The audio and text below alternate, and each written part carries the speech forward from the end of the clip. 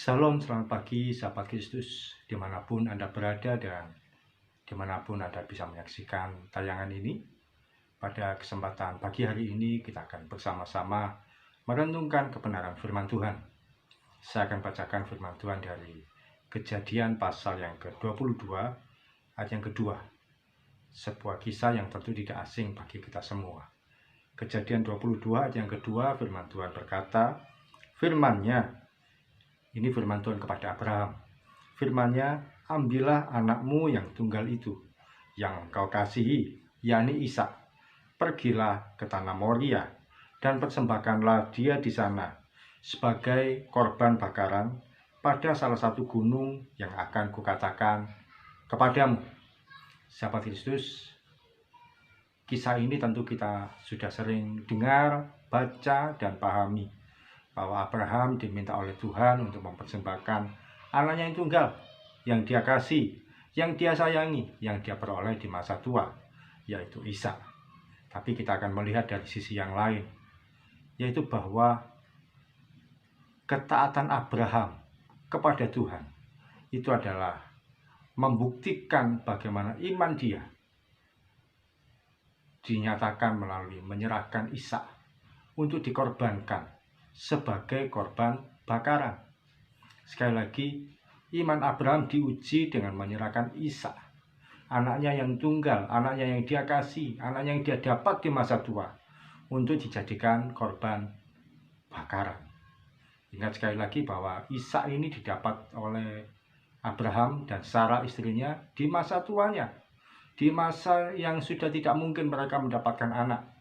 Bahkan dikatakan umur Abraham waktu itu 100 tahun, umur Sarah 90 tahun, dan mereka baru mendapatkan anak. Dan juga yang harus kita ingat bahwa mereka mendapatkan janji anak ini bukan seperti janji Tuhan kepada Maria yang mendapatkan anak dari kandungan melalui peristiwa yang supranatural, yaitu dari Roh Kudus. Tiba-tiba Maria mengandung. Tidak, Sarah tidak tiba-tiba mengandung begitu saja, tentu melalui proses hubungan suami istri dengan Abraham suaminya. Lalu tiba-tiba Tuhan meminta, ketika umur Ishak sudah remaja, Tuhan meminta supaya Ishak dijadikan korban bakaran. Belakangan ini banyak orang yang bertanya kepada saya, apa sih maksud Tuhan kepada saya, Pak? Mengapa saya mengalami peristiwa seperti ini? Apa sih maksud Tuhan kepada hidup saya, dalam hidup saya? Mengapa kok saya seperti ini? Tekanan ekonomi belum berhenti, ada lagi yang lain. Satu tanggungan belum dibayar, masih ada tanggungan yang lain, masih ada tagihan yang lain, masih ada kewajiban-kewajiban yang lain. Pusing rasanya, Pak. Belum lagi sakit penyakit menghampiri, belum lagi peristiwa kedukaan dialami dan sebagainya. Dan bertanya, apa sih maksud Tuhan? Saya tentu bukan Tuhan. Saya nggak ngerti rencana detail A, B, C, D, dan sebagainya. Tapi yang saya mau sampaikan bahwa yang pertama perlu diingat, Tuhan selalu memiliki rancangan yang baik dan indah bagi kita. Jadi kalau ditanya apa sih maksud Tuhan bagi saya, Pak? Saya hanya menjawab dari Yeremia 29:11 bahwa Tuhan punya rancangan yang indah, penuh dengan damai sejahtera dan penuh dengan harapan. Dia tidak merancangkan kecelakaan atas kehidupan kita. Sekalipun kenyataannya hidup kita yang kita alami saat ini adalah kehidupan yang penuh celaka, penuh dengan ketidaknyamanan, penuh dengan situasi yang tidak enak. Karena itu sama saja celaka. Mana katanya Tuhan merancangkan hari depan yang penuh dengan damai sejahtera? Saya akan berkata bahwa apapun yang kita hadapi dan alami saat ini, Tuhan merancangkan hari depan yang penuh dengan damai sejahtera dan penuh harapan. Enggak peduli kenyataan yang kita hadapi saat ini seperti apa. Kalau misalkan ditanyakan, atau misalkan Abraham ini diberitahu oleh Tuhan secara detail apa yang akan terjadi ke depan. Kamu misalkan usianya masih muda ya, kamu tidak akan punya anak, Abraham, selama sekian puluh tahun. Kamu menikah dengan pacarmu ini, atau yang nanti ini jadi kekasihmu, jadi istrimu, yaitu Sarah. Kamu akan menikahi dia, tapi kamu nggak punya anak selama puluhan tahun. Bahkan kamu baru punya anak umur 100 tahun. Kamu dengan dia mengalami banyak tantangan, banyak rintangan. Istrimu nanti ini, orang yang jadi istrimu ini, nanti akan direbut oleh raja dari kerajaan lain, malah dijadikan istrinya. Kan demikian kisahnya. Sarah diambil istri oleh Abimelek. Dan itu sepengetahuan Abraham. Kalau Abraham dapat rincian rencana Tuhan dari awal akan A, B, C, D, E, saya yakin Abraham nggak akan mau menikahi Sarah. Nggak akan mau. Dia akan, wis gak usah Tuhan, gak usah menikah dengan Sarah. Buat apa? Kalau dia nikah dengan dia, saya nggak segera punya anak. Punya anak baru umur 100 tahun. Ya nanti saya masih hidup. Jangan-jangan Tuhan ngeprank saya. Jangan-jangan Tuhan bujui saya. Tuhan membohongi saya. Jangan-jangan Tuhan cuma ngeprank istilah sekarang. Wis gak usah Tuhan. Apalagi nanti istri saya setelah saya menikah nanti beberapa tahun kemudian istri saya ini akan diambil oleh orang lain, raja yang lain. Wis gak usah menikah. Saya yakin kalau dia dikasih tahu seperti itu, Abraham gak akan mau menikah. Justru ketidakmengertian dia dengan rencana Tuhan secara detail itu baik untuk menguji imannya. Saya punya sahabat baik, seorang perempuan yang setia melayani Tuhan, yang hari-hari ini masih tetap bergumul dengan imannya, tapi dia tetap setia. Satu kali dia menikah. Dalam pernikahannya itu 3 tahun usia pernikahan, suaminya meninggal karena kecelakaan. Dia harus menghidupi anaknya perempuan seorang diri sekian tahun. Kalau misalkan dia bertanya-tanya, Tuhan apa sih maksud dan rencanamu hidup saya? Kalau itu dia doakan semasa dia masih bujang, masih perawan, masih gadis, masih belum menikah. Terus tiba-tiba Tuhan membukakan, kamu akan menikah dengan kekasihmu yang sekarang ini. Kemudian 3 tahun berikutnya kamu akan berduka. Kenapa? Karena suamimu akan kecelakaan, dia meninggal dan kamu menghidupi anak dari hubungan kalian ini seorang diri. Itu yang kamu alami. Bagaimana? Saya yakin dia akan nggak mau. Nggak mau Tuhan, ganti rencana, ganti planning, atau ganti cowok. Saya nggak mau Tuhan seperti itu. Mungkin maunya adalah kehidupan seperti putri dan pangeran yang hidupnya bahagia selama-lamanya. Ingat sekali lagi, kita nggak perlu tahu setiap rencana detailnya secara terperinci. Kita nggak perlu tahu. Yang kita perlu pegang adalah kebenaran firman Tuhan. Bahwa yang pertama, Tuhan menjadikan hari depan kita penuh dengan damai sejahtera dan penuh dengan harapan. Rancangan Tuhan bukan kecelakaan. Rancangan Tuhan bukan rancangan yang celaka. Rancangan Tuhan bukan rancangan yang jahat. Sekalipun situasi yang kita hadapi hari ini di depan adalah situasi yang tidak menyenangkan. Dan yang kedua, yang perlu kita ingat, yang poin terakhir saya sampaikan, bahwa Tuhan sedang menguji iman kita, menguji karakter kita, untuk kita berserah pada Tuhan, kita berharap pada Tuhan, untuk kita tetap kuat kepada Dia, meskipun situasi tidak menyenangkan hari-hari ini kita alami.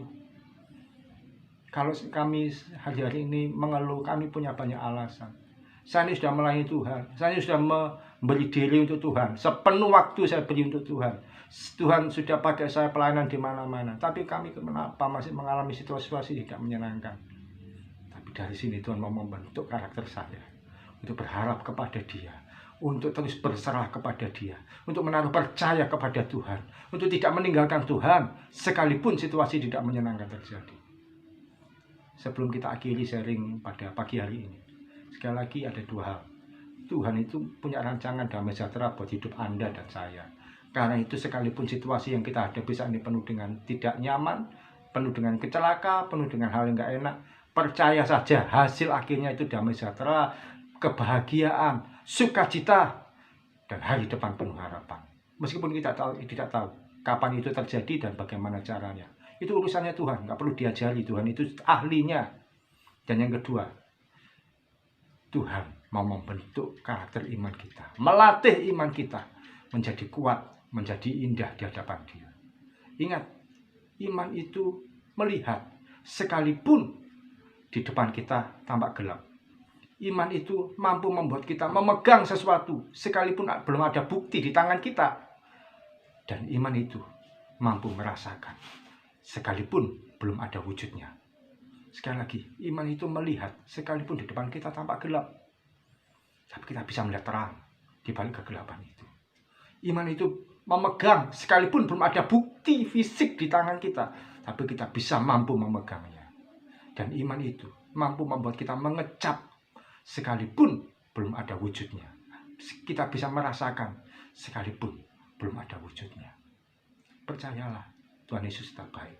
Dan kita tahu ending dari kisah Abraham dan Ishak ini, Tuhan menyediakan seekor domba yang tadinya nggak ada, tadinya nggak kelihatan, tadinya nggak nampak di mata. Tiba-tiba ada domba yang tersesat, tersangkut di antara pohon-pohon atau di antara semak-semak belukar. Dan Tuhan berkata, ambil domba itu, jadikan korban bakaran. Dia sanggup mengadakan dia yang tidak ada menjadi ada. Dia sanggup menyediakan mujizat yang tidak pernah bisa kita pikirkan dan bayangkan. Karena itu, sahabat Yesus sekalian, ayo, nggak usah merengek-rengek minta, Tuhan rencanamu apa? Tuhan apa maksudmu di balik semua ini? Jalan saja dalam kehendak dan rencana Tuhan dan karya Tuhan hari demi hari. Ikuti kebenaran firman Tuhan, nggak usah rewel, nggak usah bingung. Yesus Tuhan menjamin hidupmu. Mari kita berdoa. Tuhan Yesus, hamba berdoa buat setiap anak-anakmu, tolong dan topang mereka dalam pergumulan yang dihadapi, dalam kesesakan yang dialami, dalam pergumulan yang menekan, apapun itu, masalah ekonomi, kesehatan, keluarga, dan sebagainya, ataupun dalam yang pencarian pasangan hidup, pencarian pekerjaan, apapun. Kiranya kami semua boleh belajar untuk berserah kepada Tuhan. Sekalipun kami belum tahu bagaimana ending dari yang kami hadapi. Sekalipun situasi yang kami hadapi secara nyata ini adalah nggak enak, nggak nyaman, celaka mungkin bahkan menurut orang-orang dunia. Tapi kami percaya Engkau merancangkan kepada kami semua hari depan yang penuh dengan damai sejahtera dan penuh dengan harapan. Engkau tidak pernah merancangkan kecelakaan bagi kami. Engkau Immanuel, selalu beserta dengan kami. Dan Engkau mau Tuhan melihat karakter iman kami adalah karakter iman yang nomor satu, kualitas yang benar, bukan kualitas KW, bukan iman yang palsu. Terima kasih Tuhan Yesus. Kami siap menjalani hari kami sepanjang hari ini, sepanjang minggu ini, dan percaya penyertaan Tuhan tidak pernah berakhir kepada kami. Di dalam nama Tuhan Yesus kami berdoa dan mengucap syukur. Amin. Tetap berjalan dalam karya dan rencana Tuhan Yesus yang sempurna. Jangan mengeluh, tetap mengucap syukur. Salam dari saya, Oki Raharjo, dari Mitspa Ministry. Tetap setia sampai garis akhir. Tuhan Yesus memberkati.